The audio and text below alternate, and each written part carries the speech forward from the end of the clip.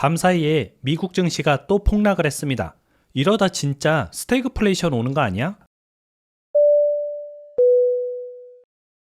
안녕하세요. 재테크 읽어주는 파일럿입니다. 어젯밤에도 미국 증시가 굉장히 폭락을 했죠. 특히 기술주 중심으로 거의 4% 가까운 폭락을 했습니다. 그러다 보니까 미국에 투자하는 투자자분들도 밤사이에 좀 잠을 이루지 못했죠. 특히 이제 미국 증시 같은 경우는 최근에 계속 폭락을 하다 보니까 야 이거 무슨 일이지? 이거 미국 증시가 원래는 신이라 그랬는데 왜 이렇게 폭락을 하는 거지? 이러면서 좀 조마조마하신 분들이 좀 많죠. 그래서 오늘은 그 부분에 대해서 내용을 한번 좀 다뤄볼 거고요. 오늘 내용이 좀 스태그플레이션하고 굉장히 관계가 깊으니까 좀 들어두시면 도움이 될 것 같습니다. 그럼 화면을 통해서 같이 한번 공부해 보시죠. 밤사이에 미국 주식이 좀 폭락을 했잖아요. 그 이유가 바로 스태그플레이션의 공포 때문에 그렇습니다. 지금 뉴스 여기저기서 스태그플레이션이 오는 게 아니냐 이런 뉴스들이 나오고 있고요. 실제 미국 증시도 스태그플레이션의 공포 때문에 많이 하락했다 이렇게 보시면 되죠. 어젯밤 미국 증시인데요. 빨간색이 우리나라는 상승이지만 미국은 하락입니다. 어젯밤 마이크로소프트는 3% 하락을 했고요. 애플 같은 경우는 2.6% 하락, 아마존은 4.2% 하락, 테슬라도 3.5% 하락했습니다. 구글 같은 경우는 4.8% 하락했고요. 메타는 4.2% 하락했죠. 기술주 중심으로 하락이 많이 이루어진 거고요. 그나마 엔비디아는 1.5% 하락으로 좀 선방을 했죠. 하락이 1.5%니까 좀 선방을 했다 이렇게 나올 정도로 장이 좋지 않았고요. 그나마 상승했던 주식들은 헬스케어 관련 주들 그리고 유틸리티 관련 주들이 조금은 상승을 했다. 그런데 이제 상승률도 0.1%, 0.3% 보합이라고 보긴 해야 되죠. 상승도 상승이 아닌 상승이었습니다. 문제는 이제 올해 들어서 증시가 계속 하락을 하고 있거든요. 다우지수 같은 경우는 올해 들어서 7.5% 하락을 했고요. 나스닥 지수는 14% 하락을 했습니다. 지금 나스닥이 좀 기술주 중심으로 모여있다 보니까 하락률이 좀 큰 거죠. 그래도 이제 미국 증시가 이렇게 14%까지 떨어졌다 이 말은 굉장히 좀 하락폭이 크다 이렇게 보시면 되고요. 나스닥 같은 경우도 원래는 2만 포인트 근처에서 좀 놀았거든요. 그런데 지금은 쭉 떨어져서 17,000포인트까지 내려왔습니다. 이게 실은 올해 들어서 14% 정도 떨어졌다고 했지만 실제 떨어지기 시작한 것은 2월 말부터죠. 트럼프가 이제 관세 전쟁을 시작하면서 그때부터 떨어지기 시작해서 최근에 굉장히 많이 떨어졌다 이렇게 볼 수가 있고요. 지금 스태그플레이션 얘기가 나오는 이유는 3월 소비자 심리 지수가 발표가 됐는데 28개월 만에 최저치를 기록했습니다.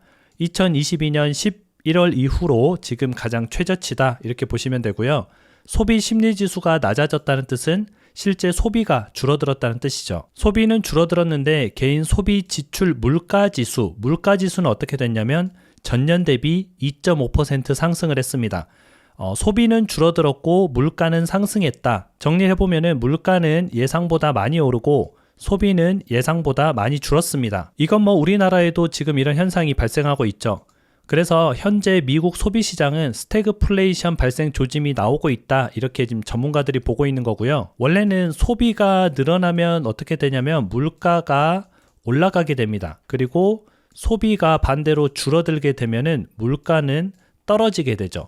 이게 기본적인 원리인데 이렇게 일어나지 않고 소비가 줄어들었는데 물가는 상승하는 이런 기이한 현상이 바로 스태그플레이션이라고 보시면 되죠. 그런데 이런 스태그플레이션이 왜 무섭냐? 과거에 이제 스태그플레이션이 있었던 가장 큰 석유 파동 당시 한번 보면요. 폴 볼커라는 사람이 연준 의장이었죠. 그 당시 연준 의장이었는데 금리를 20%까지 올렸습니다.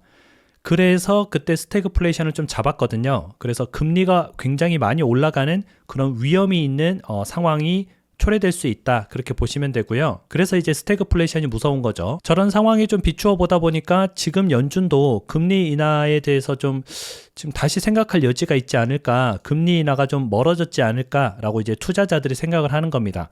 기존의 투자자들은 연준이 금리를 내릴 거야 이러면서 이제 공격적으로 투자를 했었는데 지금은 이제 소극적으로 좀 바뀌어버린 거죠. 이렇게 되면 한국도 금리 인하기가 어렵습니다.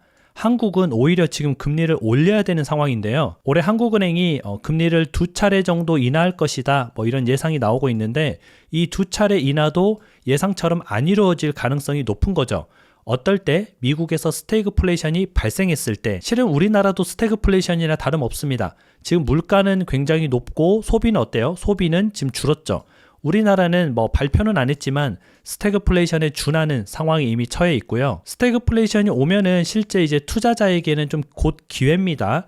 왜냐하면 경기가 안 좋은 상황에서 여러 가지 뭐 부동산이나 주식 이런 자산의 가격들이 많이 떨어지게 되고요. 그럴 때 우리가 사둬야 이 가격이 원래대로 회복됐을 때 돈을 벌 수 있기 때문이죠. 그래서 우리는 좀 약간 이런 기회를 계속 좀 지켜봐야겠죠.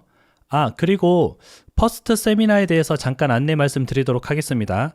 4월 5일 오전 10시에 강남역에서 퍼스트 세미나가 있습니다. 착한 부동산 앱에 이제 퍼스트 유저이신 분들한테 무료로 이제 매달 세미나를 개최할 예정이거든요. 그래서 온라인으로도 참석이 가능하고 오프라인으로도 참석이 가능합니다. 세미나는 총 3부로 이루어지고요. 한 1시간 반에서 2시간 정도 이제 소요될 예정입니다. 1부는 현재 부동산 투자 방향에 대해서 한번 우리가 점검해 보는 시간을 가질 거고요. 2부는 이제 착한 부동산에서 급매물을 이제 제공하고 있죠. 그 급매물에 대해서 좀 스터디하는 그런 시간을 가져볼 겁니다. 그리고 3부는 미국 주식 종목 분석하는 시간을 가져볼 건데요. 참고로 이 세미나는 상담하는 세미나가 아닙니다. 그래서 개인적인 상담은 진행하지 않고요. 신청 방법은 보시면은 여기 퍼스트 클래스라는 곳이 있죠. 이곳을 누르시면은 탭이 3개가 나옵니다. 그 중에서 이제 맨 마지막에 있는 퍼스트 세미나를 누르시면은 여기에서 신청이 가능하고요.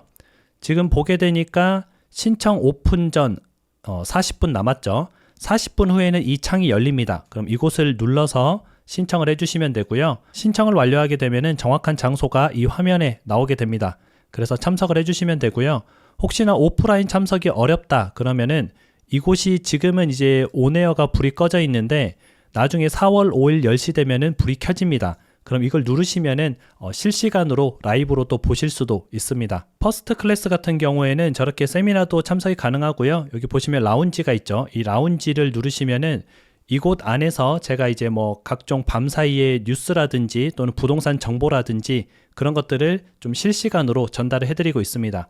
어제 밤 사이도 이제 미국 증시를 좀 분석해서 보내드렸거든요. 이런 내용도 좀 받아보실 수가 있고 급매물 리포트 같은 경우도 이렇게 정리되어 있는 것들을 좀 보실 수가 있습니다.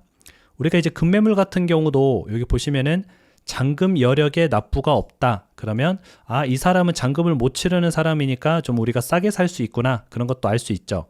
그리고 이제 AI가 가격 분석도 이렇게 해주거든요. 현재 가격은 얼마다. 그리고 10년 후 예상 매매가는 얼마다. 그래서 10년 동안 뭐 2억 2천만 원이 오른다. 10년 후 예상 수익률은 46.9%다 하고 나와 있죠. 이런 것도 볼 수가 있고요. 전문가가 분석해 놓은 글을 바탕으로 우리가 이제 급매물을 직접 일일이 찾아보지 않아도 그리고 문의해 보지 않아도 쉽게 좀 알 수가 있습니다. 그래서 지금 스태그플레이션의 공포가 미국 증시를 좀 덮치고 있고요. 이 여파로 국내 증시도 굉장히 많이 하락을 하고 있죠. 우리가 증시가 하락을 하는 것은 좀 안타까운 일이지만 또 이게 준비한 사람한테는 기회가 됩니다. 그리고 이 경제 상황은 증시를 떠나서 부동산에도 영향을 주겠죠. 그래서 우리가 미국 주식이나 또는 국내 주식 그리고 부동산 같은 경우에도 이렇게 잘 대비하고 있으면 여러분들이 좋은 매물을 시세보다 저렴하게 살 수 있는 그런 기회들이 많이 올 것 같습니다. 자본이 많이 되지 않으신 분들은 주식 같은 경우로 좀 노려보고요. 어느 정도 자본이 되시는 분들은 부동산으로 기회를 노려보시면 여러분들에게 좀 도움이 되지 않을까 그렇게 생각이 됩니다. 그럼 오늘 방송은 여기까지 하고요. 오늘 하루도 같이 공부해 주셔서 진심으로 감사드립니다. 행복한 하루 되세요. 다음에 다시 만나요.